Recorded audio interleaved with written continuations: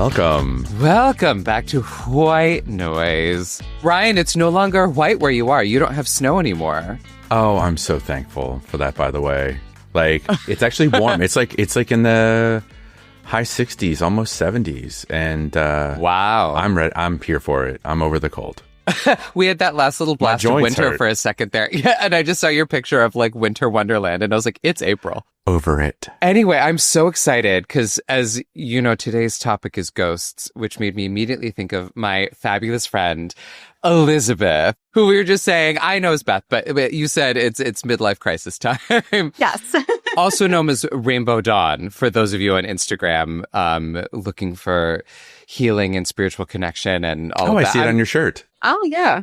I was listening to one of your episodes about, I guess, gems. And I think Ryan specifically said that, you know, that it's a pseudoscience or that it's a placebo effect about crystals. But I will say I love my crystals and they have lots of good energy. So I disagree with that.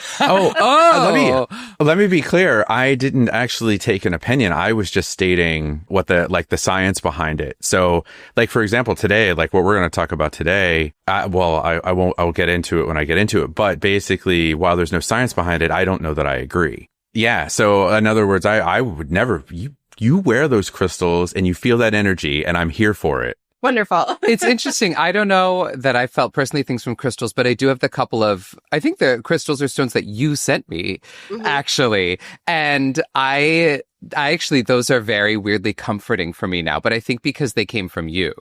So we've known each other, Elizabeth and I have known each other for a long time. We traveled together. We did a couple really fabulous trips. Because you put together that wonderful group of like queer influencers, and we did some really amazing trips together. Yeah, great time. We went to Day of the Dead in Mexico. Yes. You should post some pictures of your face all painted up. That was fantastic. Oh, that's going to go with this. Yeah. Oh, well, yeah, we should put that up on the... We went with Allison, you know, my sister. Where did you come up with the idea for that group, though, for that? Because you also do travel. Yeah. So, I mean, I was in travel for a really long time and really just wanted more representation. All of the marketing for LGBTQ travelers was like circuit parties. You know, it was white guys in Speedos with, you know, six packs. And so the idea was to bring together a group of all different people and show that, you know, it's not that gay travel is more than just what the current marketing was showing. I have a really good friends, Ben and Keith, who have a outdoor like travel company / get outdoors sort of company. He's probably going to listen to this and be like, Ryan, you really screwed that up. And I apologize, Keith. But it was under the same guise, by the way, which is like the things that would bring our community together don't have to revolve around, well, bluntly, sex and drugs. It's actually more of what our community needs. So cheers to you. Absolutely. Yeah. I believe on that trip, there was still sex and drugs, but there was other stuff. Well, I mean, I didn't say there were bad things. I didn't say there were bad things. It just... That's why you brought in a square like me, who like a wild night is a gin and tonic. Like, no, yeah. Michael was telling stories. Michael was telling stories that sounded, I don't know. You're such an old soul. All of your stories are very... like an old British lady. Basically. Yeah. Like, we had to have full representation. So we did have, you know, some fun people, and then we had me. And I'm just like, have you guys heard of this great Debbie Reynolds story? An old British lady is your spirit animal. Probably. Yeah. But yeah, so... Because speaking of spiritual stuff, so that's why I thought of you. Because so also, if you're looking to take a trip, Loveland and Sea Travel, you're brilliant. You put together my family's trip this coming summer. We're going to Alaska, and you did a great job of wrangling my family. Thanks. But what was your journey into the world of spiritual things? So it actually started with ghosts. So it's appropriate that I'm on here. This was a completely random thing. I was driving back from Cleveland with a good friend of mine, Tim, who you know also. Mm-hmm. And we were passing the Mansfield exit. And I said, that's where the Shawshank prison the Mansfield Reformatory. And I was like, let's just go. Because I've always wanted to go. I heard it was really haunted. I love Shawshank Redemption. That movie is like fantastic. And so just on a whim, we pulled off the exit and decided to go take a little tour. And it was just the two of us. They were almost closing for the day. We didn't do a guided tour. It was just us. And that place is just incredible. I mean, just walking into it, you just feel a shift. And so we walked through, we did the whole thing. I was standing in front of one of the cells and I just started crying. And I was like, I don't know what, like, I just like felt this like really heavy energy. And then later I went through and watched all of the videos that we made, and there were answers to the questions that we were asking. We didn't hear them while we were asking them, but the videos had answers. So we were saying things and we were there were voices answering us, and it just blew my mind because I've been kind of skeptical most of my life. When I was younger, I was probably really tuned in, and I think I shut it out. But that just kind of blew my mind. And then I kept feeling something around me. So I kept feeling this energy, and I thought, oh my gosh, I brought home an attachment, and I was like freaking out. So I went to a psychic. I ended up going to 4 psychics because I didn't believe the first one or the second one or the third. It took me 4 to actually believe them.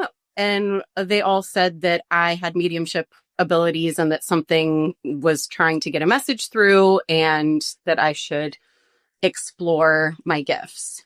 And so I started exploring them, and it turns out I'm pretty connected with energy and kind of have a knack for healing, I guess, or helping people heal themselves, which is really what healers do. You know, we activate the body's own healing. That's incredible. Well, because didn't you have like a spirit follow you home? I thought I had a spirit follow me home, but it turns out it was a childhood friend of mine who died in a car accident. And that's the energy that was with me. And as soon as I gave the message that he was trying to get to someone else, it was gone. It was like I felt it lift away. Yeah. And then I guess that something kind of opened up, and then I started having other random dead people visit me, which was a lot. I can imagine. Yeah. Yeah. My grandmother hung around for a while.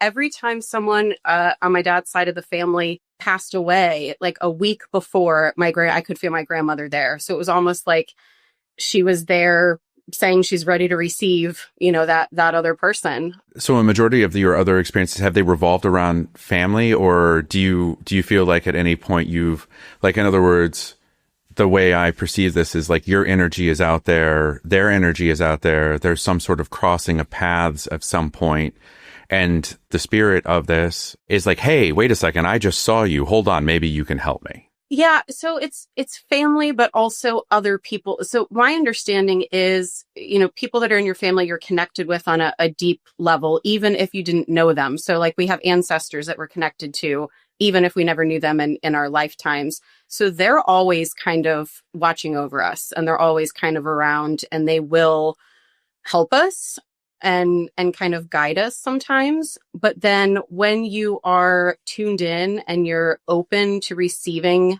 messages from the other side, it can be really random. It can be anyone that wants to try to get a message through.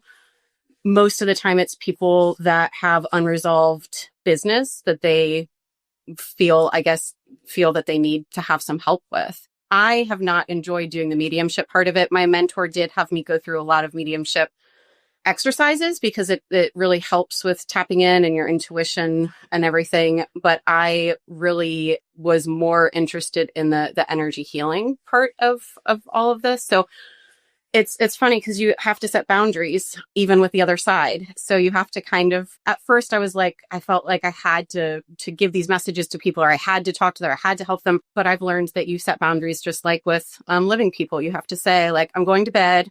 Don't like wake me up with random messages right now. I'm not interested right at the moment. Wow. So I learned to set boundaries. And maybe that was my life lesson with all of this is, well, if you can't set boundaries with live people, we're going to do it with deceased people. So. Yeah. Wow. I don't know why I imagined that like deceased people are pushier. You can tell sometimes that people who had really strong personalities when they were alive, they still have those. So there are some strong-willed grandmothers and such. I believe that. Yeah. Was your grandmother strong-willed? Yes, but she has a very specific energy it's just like I'm being wrapped in a blanket. Like she was just warmth and love and, awesome. And everything. But there are some other people in my family that were a little bit, I don't know, pushy maybe. I love looking for the correct word because it's like, are they Yeah. listening now? I mean, they're probably here right now. I'm just looking. You have a shelf of beautiful bowls behind you because you do a lot of Yeah. sound healing. And like, for those who don't know, and I'm waiting for something to like knock over one pissed off relative to be like, yeah. "Bah, I'm not pushy. I love that it persists. There's souls that you love, and then there's souls that you tolerate. Yeah. Yeah, it's been quite a journey for sure. But I'm really tapping into different energies now with the healing. It's actually, and I'm not going to get too woo woo on you, but a lot of the healing is done with the assistance of more angelic energies, and that's like a completely different vibration. So when loved ones pass, it is like a high vibration, but when I'm tapping into healing energies, that's like an even higher vibration. So it's really important to tap into the highest level that I possibly can to bring in that healing energy for people. And then you have earthbound spirits, which are not loved ones that pass. They're people that are kind of stuck. And those are lower vibrational things. And those are the ones that you find like at the prisons that are haunted and other places, and totally different, denser energy feeling. We did a healing, I don't know, not exercise, but like you did a session with me over the phone too. But there was, when we were working through it was the chakras, right? And colors. And there was one spot where Elizabeth moved to, and I just started to cry. Like I was just laying on my own on the floor, and I don't know what happened. It was just like all of a sudden something just unlocked out of nowhere. And it's where, not like, but tears just started rolling down my face. It was such a moving, one of those experiences that I will never forget. I'm very, not only intrigued, but aligned to the idea of personal energy and how it works. Like I love massage and massage therapy, and I know what sort of massage I'm getting by the time the person walks in the room, because I can feel their energy, and I can usually ask, I'll be like, do you do any sort of energy work?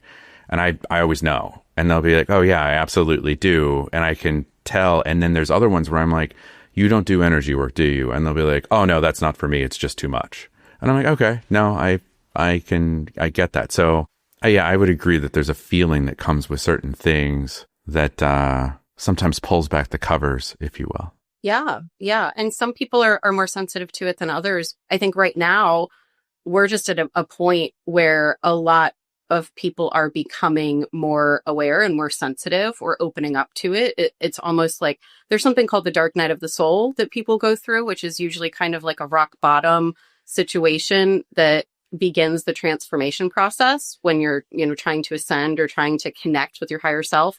And I feel like collectively, with the state of our world right now, we're in a dark night of the soul as a country, as a planet.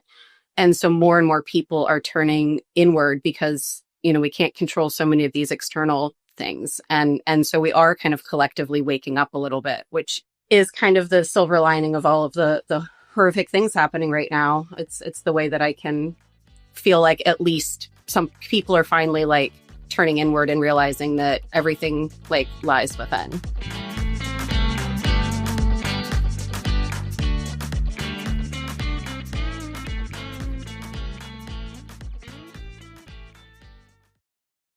All right. Well, should we jump into our little presentation portion of the show? I'm ready for it. Great. Yeah. I think Ryan should go first. Okay, great. Fun. He has to redeem himself over the crystal comment. I'm totally kidding. Okay. All right, Ryan, are you ready? I am. Okay. And go. What's funny is I actually had a little bit of a story that I told when the topic came up in the end of last week's podcast. But if I get to that, I'll share it. But I had kind of a recent experience that I thought was interesting. So I first kind of did a little bit of research to figure out, because I was like, is there any sort of peer-reviewed science as it relates to ghosts? And the answer is no. In reality, there's no peer-reviewed agreed science around the existence of ghosts. And a majority of the research is around parapsychology, cognitive psychology, neuroscience, and environmental psychology, which tends to like fall into the areas of like why we believe, the role of external stimulation, particularly like infrasounds, EMF, electromagnetic fields, sleep paralysis, and pareidolia, which has come up in the podcast before, which is where we give human characteristics to things that are not human.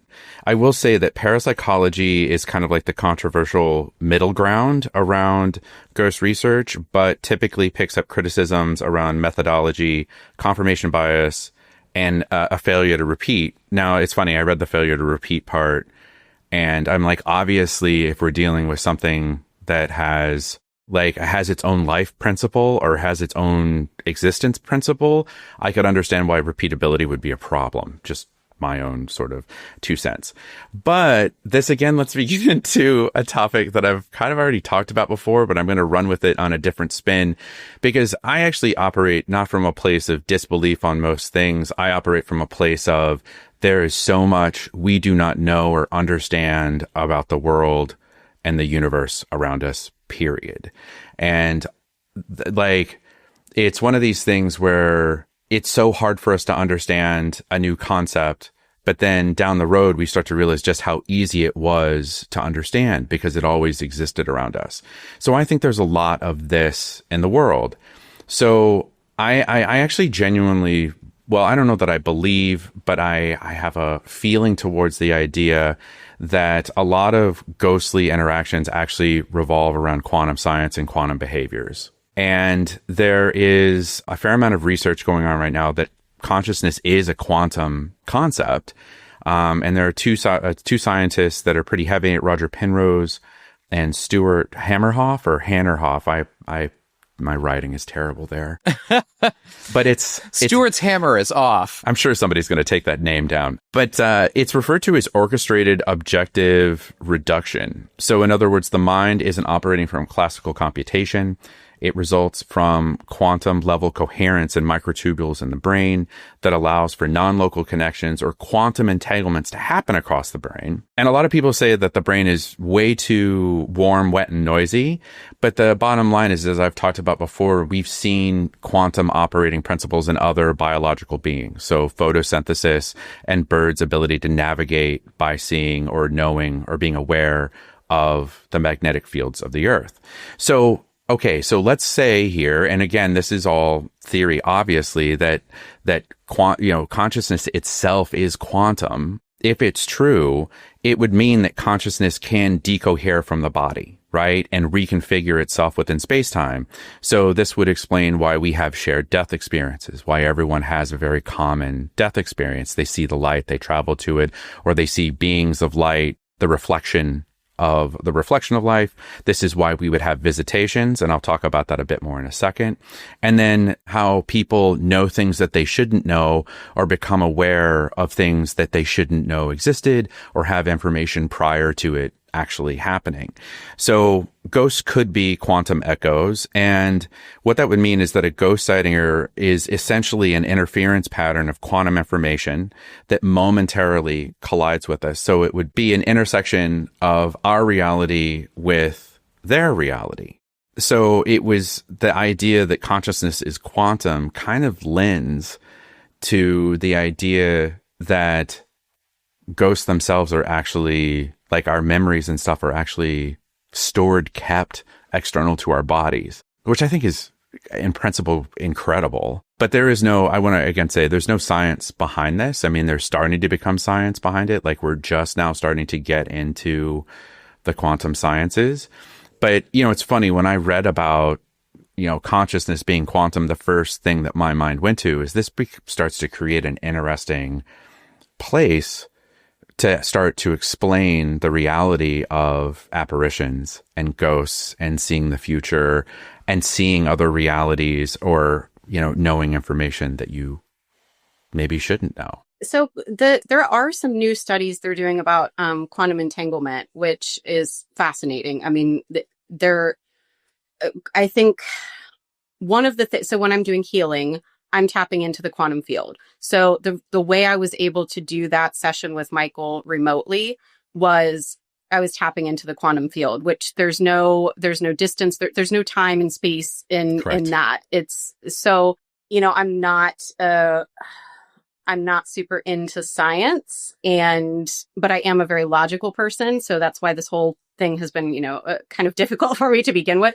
So any type of information that I can latch onto that makes sense to me kind of like eases it. It kind of gets my logical brain in alignment with the spiritual side. And that's really helpful. And it is tapping into that quantum field. And people who are sensitive to energies, when I'm doing energy work remotely, they can feel it. So I will be sending energy through the quantum field to someone and they'll say, I feel that in my foot. And to me, that's proof enough. I mean, it's not even a placebo effect because they don't know where I'm sending it. It's like they tell me and it's validation. So I absolutely believe that the more research that's done, it's going to be one of those things where anything that used to be impossible that we're doing now, like it's just a time thing where we just haven't gotten to the point where we can explain it yet. Or understand just like it. If you took a cell phone back, back to the early days, that it would make no sense. Or Wi-Fi. Wi-Fi is like this invisible thing that's connecting people and everybody's okay with that, but they're not necessarily okay with the idea that energies are flowing around us too. Yeah, I mean, you think about even just like the idea of a microprocessor, which is really just an on-off switch. And now suddenly we have these things that have trillions of on-off switches inside of them, all operating at once in unison, right? Nobody at a certain time could have ever imagined conceptually anything like that being persistent or existing. I think this is exactly, and I said this in the photosynthesis thing, I think once we actually understand how this works, I think we're going to be shocked to find out how many other things operate within these principles.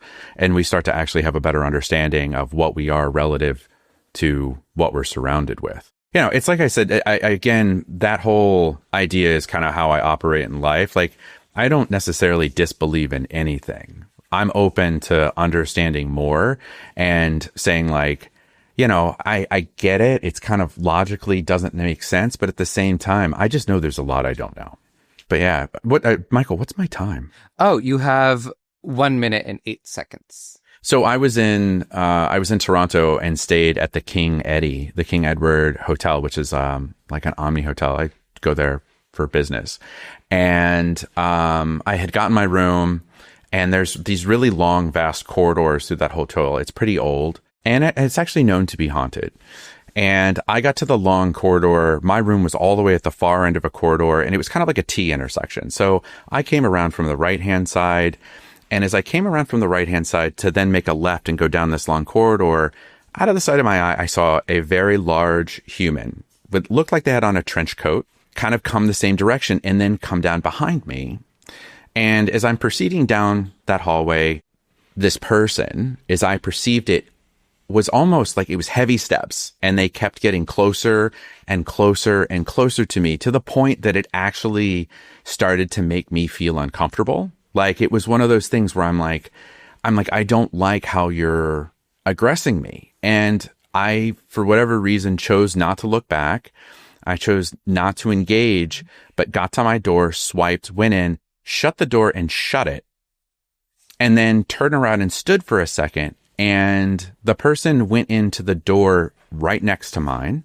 But the very key thing, literally key thing that I remember is I heard the jangle of keys. I heard a key go into a slot, unlock the door latch open, person go in, shut door, slammed door, right? And I was like, okay, well, that was weird. And in my mind, I'm going like, I wonder what that room is. I wonder if it's like a closet with hotel crap or what was going on. So I get changed and I go out to go to dinner, and I'm just going to the bar downstairs, and I look, and the door next to mine is just another hotel door. It has no keyhole. It has no place to place a key, and it's just another room. So I immediately I'm like, well, a whole bunch of this don't add up. And I went down to the bar, I got my dinner, and I'm talking to the bar guy, and I was like, I had the weirdest thing happen. Let me tell you. And I start to tell him about it, and he's like, I'm going to go with the hotel manager. I want you to tell the hotel manager. And I'm like, okay. So I regales to the hotel manager, and they're like, maybe it was Bob. And I was like, well, how big is Bob? And they're like, Bob's like 5'4". And I was like, no, this individual was as tall as me, if not taller, and big. Like, this was a big human, if human. And they're like, but we don't have anyone on staff that looks like that. And I'm like, I don't know what to tell you. And that was kind of that. I kind of believe it was something. So, yeah. That's really cool. I think a lot of, there's a lot of theories on different types of ghosts. And one of them is just like an imprint, an energetic imprint, which is kind of like things that happen in places with a lot of like trauma or there was like some kind of, incident, and they play on a loop. So like, that's when you tend to hear noises like keys rattling or people that just walk up and down a hallway. They don't engage with anyone. It's just almost like watching a movie of this energy that's like stuck in a loop.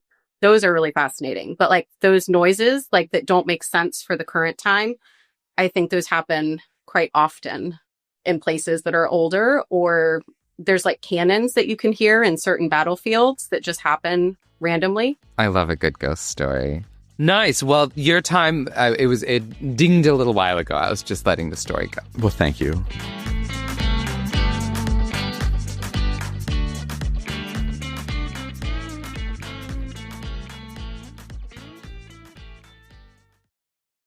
Are you ready? I am. Elizabeth, are you ready? I'm ready. All right. I'm ready for whatever accent is about to come out of Michael's mouth. I don't know that there are accents this time, but you never know. Truly, I surprise myself half the time. All right. Ready, set, go. Mine, I love this topic. My whole life I've been fascinated by ghost stories and the universe and things like this. It's funny. My mom just visited and she actually was saying, she was like, I told her what this episode was going to be about. And she was like, oh, our house is haunted. And I was like, what? The house that I grew up in. And she was like, oh, yes, Michael, you don't know. And I was like, I don't know. We grew up in a really old house. And she was like, yeah. She was like, especially now since I retired and I'm home more. She was like, I just hear things. And she was like that. Sometimes like in the middle of the night, she just hears things. And she's like, now that you're not there, your sister's not there, we don't have a big dog anymore. Your father's asleep. She was like, I just hear footsteps or things like that, or things being moved. And I was like, is it scary? She was like, no, it's not scary at all. It's fine. It's just like somebody else is there. She was like, I'm not scared of it. It's just like, well, someone else is in the house now. And I'm like, Mom. And she's like, but not like in. It's like a ghost.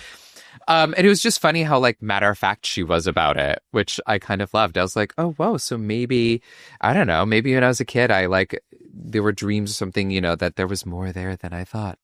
But I've always loved this stuff. So I've just had a couple of instances in my life that sort of helped confirm that I was like, oh no, there are things beyond. The first one was when I was studying abroad and a friend and I went to Edinburgh for a weekend. And I wanted to do like a scary, because Edinburgh famously is a very haunted place. And they have this catacombs tour. And she didn't want to go on it. She was like, it'll scare me. I was like, I want to do this. So I did this like midnight tour of the catacombs. And of course, they make it very theatrical. Go in through like a house where they like knocked a hole in a wall and then found this entrance. And you go down and there's all these rooms. It's this massive underground space. They had like one room, like Wiccans had sort of taken over and they do ceremonies down there. And of course, our tour guide's like, in a top hat and telling us spooky stories. But we go into this one room and he was like, so one thing that happened down here is when there was this great fire a couple hundred years ago, everyone went down into the catacombs because at that time they were just like storage areas to flee the fire because the whole town was on fire. And hundreds of people ended up dying because it got so hot. They ended up quite literally just like baking down there. This sort of like horrific story. And he was like, well, there's this one room that a lot of people have come. They always feel different kinds of energy, but there's this one room specifically where there's a lot. So he was like, we're going to go in. And he was like, and I'm going to put out the candle and we're just going to be here in the dark. And there was this one family that came in and I saw them actually. They weren't plants because I saw them like they walked in at the same time as me. They were another like they were American tourists and, going on. It was a husband, wife, and a couple of kids. And the husband specifically, too, was like, well, like this'll be. So the guy blows out the candle. We're all standing around and he didn't tell us specifically what happens to people in there, but he was like, this is just a very active room. And I wasn't actually going to talk about this until you said the loop. And then I was like, I remember this. The American dad starts freaking out after a couple of minutes because he was like, who's that? Who's that? And everyone's like, what? And he like literally starts freaking out. And so the guy puts the light back on. He was like, sorry, you okay? What happened? And he was like, a cold, small hand grabbed my hand. But like there was nobody there. Like there was no other way to get in. No one heard anyone come in. And he was like, that's interesting. There's a story about like a little girl who's looking for her father. Like it must have been that. Like she was looking for her father. And he was like, his kids were across the room from him. Because at first he was like, he was like, I don't know, maybe they felt. But yeah, he said it was too small to be one of his kids. And he said it was cold. Anyway, he was like very freaked out, which was kind of, I was like, oh my God, this guy, like a spirit of like a little girl is looking for her dad, found the dad. But my personal one was the first time I met with a woman, I guess like a medium. She, a very good friend of mine she's this Italian casting director in LA who's a very like skeptical, she's like, I am pragmatic. But she met with this woman because a friend of hers was like, you have to meet her. And then she had this amazing experience. And so she was like, Monkey, you have to try it. So it was one of those, like, she had a phone number. So I called her and she was like, I'm going to meet with you tomorrow. But tonight I want you to write out 10 questions that you have in life. And just don't tell anybody. Just the night before, write the 10 questions out and sort of meditate with them. So I was like, okay. So I write 10 questions. I like meditated with them. And this is when I was like, I don't know that I believe in a lot of this stuff. So she calls, we talk. Over the course of the conversation, she answers all 10 questions in order. But then the thing that really got me was she was like, there are people here who want to talk to you. And I was like, what? And she was like, are you open to receiving this? And I was like, I mean, okay. I was like 19. I was like, I don't know, sure. And when she was like, your grandmother is here, your mother's mother. And I was like, oh, okay. And she was like, she's really concerned about her health, her breathing specifically, because of the air quality in your house. So that needs to be addressed because she's really worried about your mom. She's been trying to sort of get to her and she can't. The other thing is tell your father to check the kitchen, specifically to check the faucet. Because it's going to break and your mom's going to be really upset. And she's already kind of on her last nerve with home repair stuff. So she just doesn't need that in her life right now because she has a lot of other stressors. And this is something she really doesn't need on her plate right now. And I was like, okay. And she was like, and she wants you to eat more broccoli. And I was like, okay. And she was like, and your uncle is here. It turned out it was my uncle who was killed in 9/11. She was like, he's here. My great aunt from my father's side, Olga, she was there. And she had very specific things that only they would know to say. And I just remember being like, whoa. So then I called my mom and I was like, Mom, apparently grandma says you have to, be careful of the air and also tell dad to check the faucet. And she was like, okay. But it turned out that our chimney was leaking into her closet and she has really bad asthma and she's allergic to wood smoke. And so whenever they were putting a fire in the fireplace, smoke was getting into her room and it was affecting her breathing. So they had to have that resealed. And then not a week later, my dad, who did not address the faucet, was trying to fix something else and the pipe burst in our kitchen and flooded our kitchen. And needless to say, my mom was livid because she wanted to hire a plumber and my dad wouldn't. He thought he could do it himself. So it was just one of those when those happened. I was like, whoa, okay. So that's incredible. So not like everything she said came true. And this woman, she was so just like casual about it. And it was really like really reassuring to know that like these people are still with us and still looking out for us and somehow had some sort of foresight that we didn't have. It was really, really cool. And ever since then, I don't know, I've been more connected to things in general. Like I wear a ring that my mom gave me that is my uncle's badge when after he was killed in 9/11 and his men had these rings made. And it's very like just sort of special to me. When I'm stressed, I touch it. Like Elizabeth, the stones that you gave me because of ever since our session, that had such an impact on me. And I'll find them. Like they just sort of float around my life and they will just sort of appear in really specific moments. Like I'll put a hand in a pocket and they're just in that coat pocket, weirdly on a morning when I needed it. And I don't even know how they ended up in that pocket. it's interesting. And so I don't know. I just love this. And now it's not that I look for signs or look for connections, but they just sort of I think I'm just more aware. And recently I went to a tarot card reader, and she, again, was so casually, again, on a folding chair in the hallway of her building, which feels so correct. And I went because a buddy of mine who I never thought would be into this stuff, he was like, yeah, you should go. She's predicted almost everything in my life. Went and saw her, and it was, again, she was so like, she's just flipping cards, and she's like, yeah, this, yeah, that. Ugh, why are you doing this? Don't do that. And was so just kind of correct about everything. And even similarly to you, she was like, you're not grounded. You really need to work on your grounding. You're too up in the air, and it's affecting you. We need to do more like grounding exercises with you, which was just fascinating, that beyond the people that are like out there looking out for us, that we are, this is where I'm so fascinated. I think you obviously learned so much more, but how everything is so interconnected between us to the earth, to energy, to the universe, to people beyond us trying to connect to us. Like Ryan, what you were saying with the quantum world, you're right, but maybe this all is like Wi-Fi. And once we get there, it all will make sense. But now it's just sort of this sort of amazing, ethereal sort of concept world that I don't understand. But when you tap into it, it's really exciting.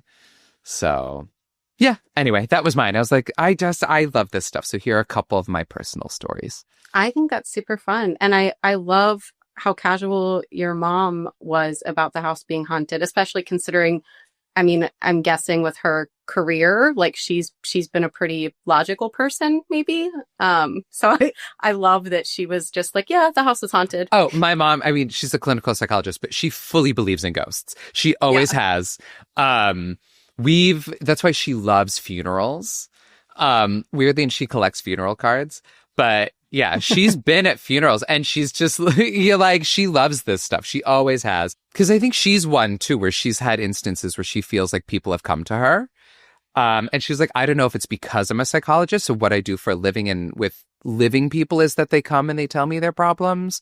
That sometimes like people have moved beyond have come and told me their problems, or they think I can fix their problems, because she's so just sort of open. So we were at my uncle's funeral, and something happened, and she was like, Billy's here. And I was like, what? And she was like, he just did that because he thought it'd be funny. Like, he like knocked somebody into a candle, and like this big candle, so they got wax all over them. And she was like, that's a Billy move. She was like, you know that he wants to like, because it was too serious. And she was like, you know that he wanted to do something goofy because the tone of the funeral is way too serious for him. And it was somebody who she knew would find something like that funny. Like something they would do would be like prank each other. And she was like, he just pranked Jean.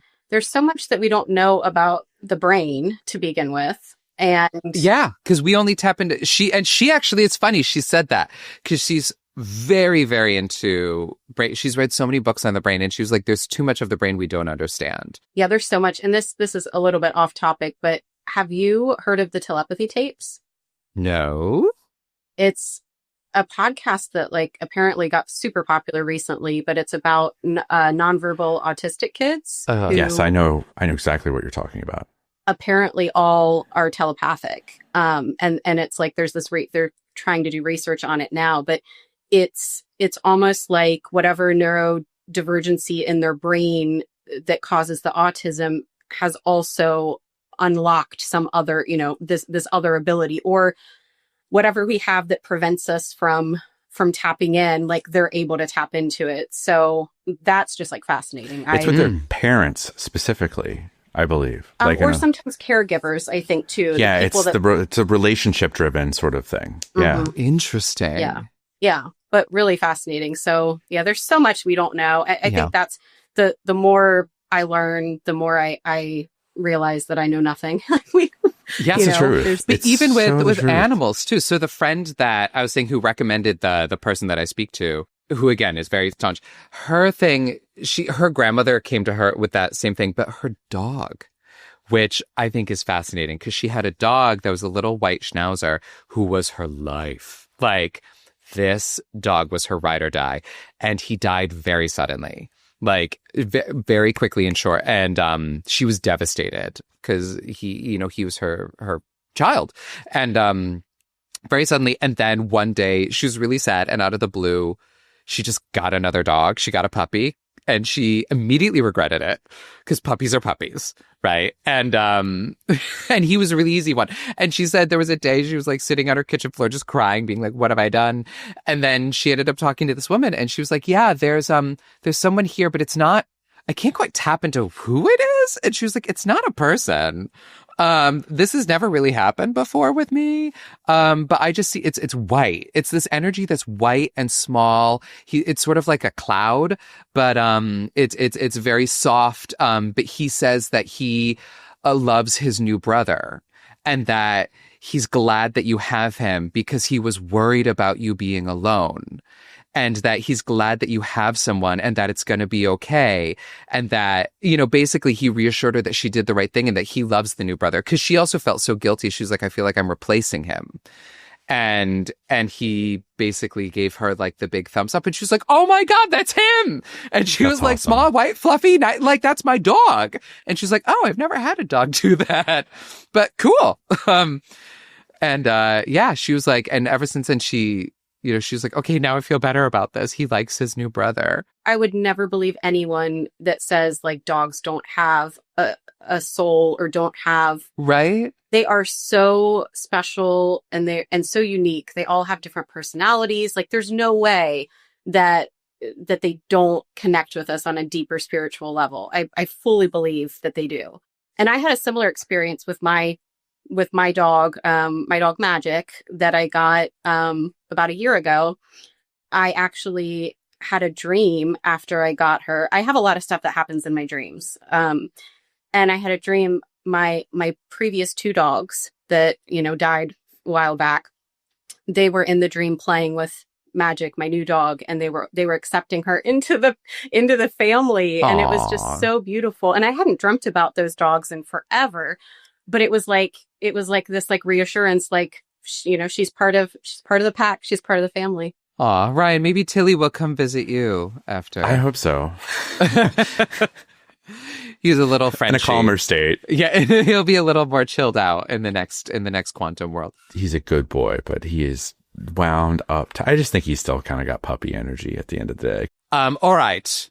Beth, Elizabeth, I'm so sorry. You have to choose a winner, whatever that means to you. Okay, well, Michael, I love you. I lost, didn't I? It's fine. When Ryan mentioned quantum entanglement, it just like, I was like, all right, that's it for me. Wow. Nice. But I loved your stories. Thank Michael. you. They're very good stories. Thank you. I just wanted to tell stories. Yeah, right. That is very cool, though. I was going to say, what did you feel from the quantum realm on it? Was there a feeling from the energy around the winner? Did the energy maybe pick Michael? I think Michael, I think that you actually do have like some energy with you right now. Wait, really? Mm-hmm. Oh, that's cool. I mean, Yeah. I am in my apartment, which is like 100-year-old building. So I don't think it's a ghost because I define a ghost as like an earthbound spirit. And then a spirit is like someone who has crossed over that comes back to visit, like a loved one. Oh. So I'm not seeing like a ghost. I think it's a loved one. Oh, well, hi. Yeah. Whoever you So I do Thanks that. for I joining. I will talk like if I sense something, I will talk just like it's a regular person. Like I'm one of those crazy people, you'll see me like at the park talking to myself.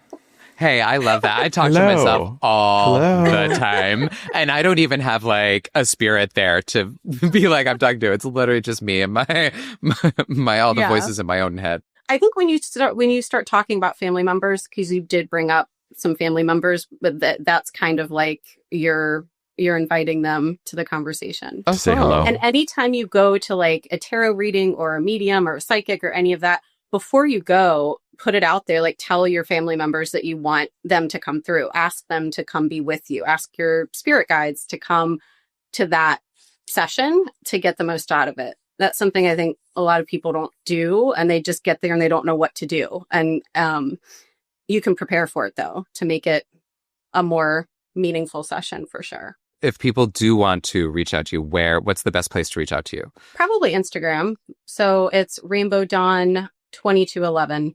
There's an underscore. I need to change it. I hate the underscore thing on Instagram, but or just rainbowdawn.love. All right. Now, what is our topic for next week? So, you know, what's funny is I actually had the thought yesterday about the word or the phrase. I don't know if it could be a phrase or a word, but it was going to be quantum entanglement, which is hilarious. That's one of the reasons Ryan won today. But now the word is Kundalini. Kundalini? I don't know what that is. Perfect. I'm not even going to look up right now. I'm excited. Kundalini. You get to learn. Okay, great. All right. Well, thank you so much for joining us. Thank you. This is a real pleasure to meet you, and thank you. And thank you to whoever's here with me. Thank you for joining our bonus guest. Yes. Yes. Always thank them. All right. And join us next week for Kundalini. We're all going to learn what that is. All right. Bye. Bye.